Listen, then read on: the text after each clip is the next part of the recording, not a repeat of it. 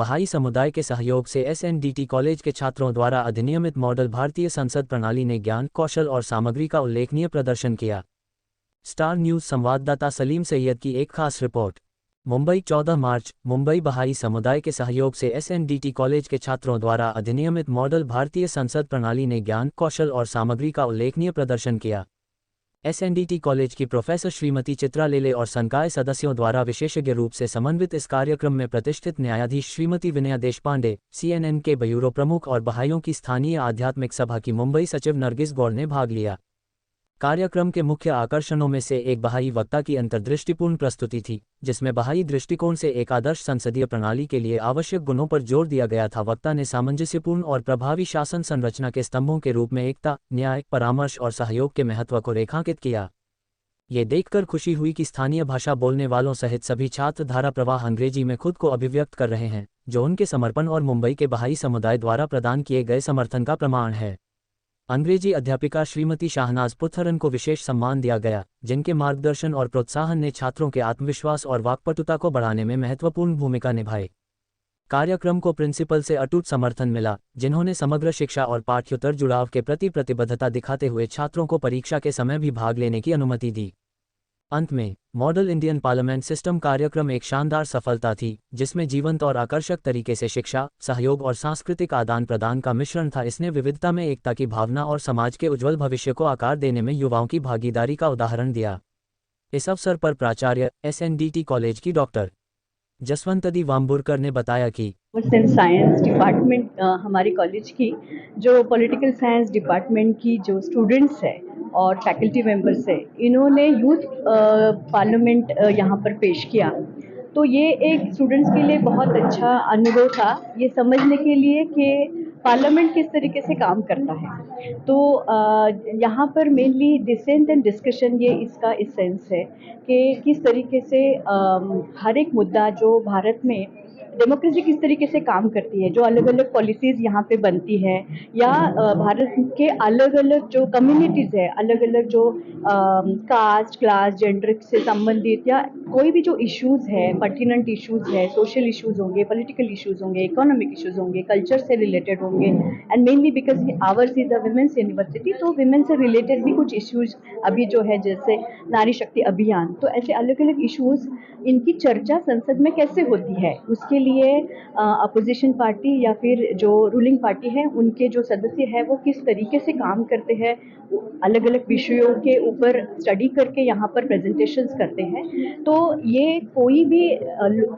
लोकशाही हम जिसे कहते हैं, डेमोक्रेसी कहते हैं, इसका एसेंस है कि हर एक के जो विचार है इनको एक मौका मिले अपने विचार सामने रखने का, और ये यहाँ हर एक बात पर मतलब डिसेंट जो हो सकता है, अलग अलग विचार हो सकते हैं, पर इसकी चर्चा होनी चाहिए, और इस चर्चा में ही जो बहुमत से चीज़ें आगे जाती हैं, तो ये चर्चा होना बहुत ज़रूरी है। और मुझे लगता है स्टूडेंट्स को ये बहुत अच्छा अनुभव था कि किस तरीके से इसकी तैयारी होती है, किस तरीके से संसद काम करती है, और उनका पार्टिसिपेशन वोटिंग में कैसे होना चाहिए।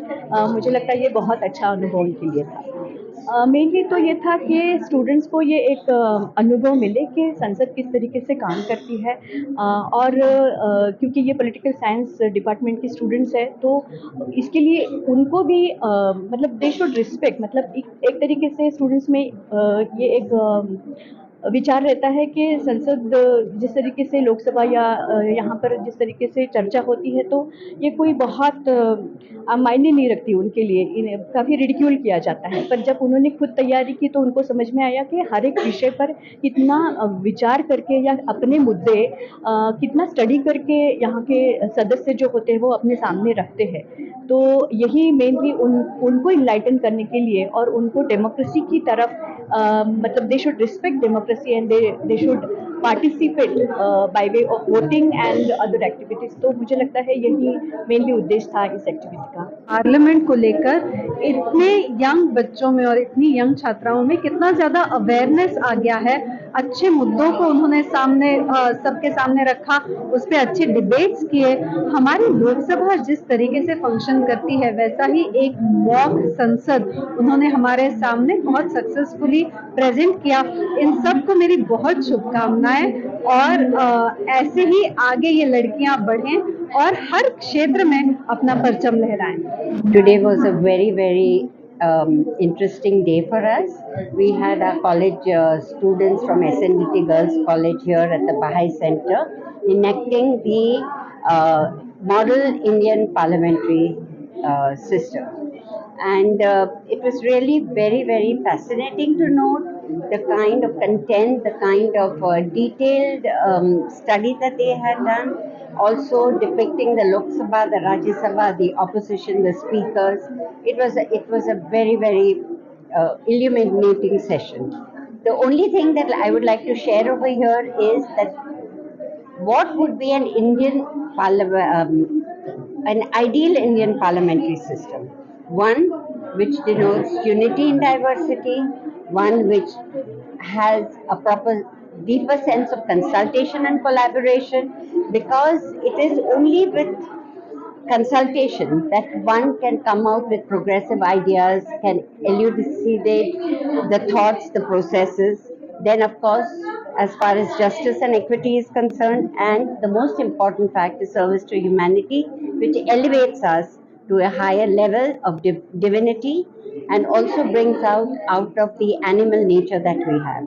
Having said all these, that if we include these points into our Indian parliamentary system, there is potential for greater harmony, cooperation, progress in addressing the diverse needs of our population. So I would like to end with a quote from the Baha'i Holy Writings, which talks about unity is when you eradicate all kinds of racial prejudices, and when we think about unity as so powerful is the light of unity that it can envelop the whole world. And these are Baha'u'llah's words. Thank you.